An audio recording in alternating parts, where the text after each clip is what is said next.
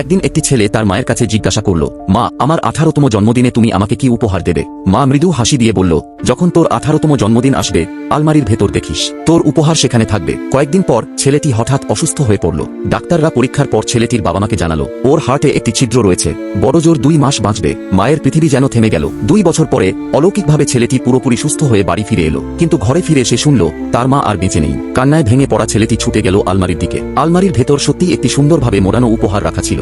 উপহারটি দ্রুত খুলতেই বেরিয়ে এলো একটি চিঠি। চিঠিতে লেখা ছিল, আমার প্রাণ পাখি, যদি তুই এই চিঠি পড়ছিস তার মানে তুই এখন পুরোপুরি সুস্থ। মনে আছে যখন তুই অসুস্থ ছিলি তখন আমরা তোর জন্য হাসপাতালে গিয়েছিলাম। ডাক্তার বলেছিল তোর হার্টে ছিদ্র রয়েছে। সেদিন আমি অনেক কেঁদেছিলাম, তারপর একটি কঠিন সিদ্ধান্ত নিয়েছিলাম, আমি আমার হৃদয়টি তোকে দিয়ে দেব। স্মরণ আছে তো একদিন তুই জিজ্ঞাসা করেছিলি, মা, আমার 18তম জন্মদিনে কি উপহার দেবে? দেখ, আমি তোর জন্য আমার নিজের হৃদয়টাই রেখে গেছি। এই হৃদয়টা যত্ন করে রাখিস, কারণ এর প্রতিটি স্পন্দনে তোর জন্য আমার ভালোবাসা লুকিয়ে আছে। একজন মা, তিনি শুধু জন্ম দেন না, প্রয়োজনে নিজের জীবনও উজাড় করে দেন সন্তানের জন্য। এই পৃথিবীতে মায়ের মতো বড় হৃদয় আর কারো হয় না, আর হবেও না।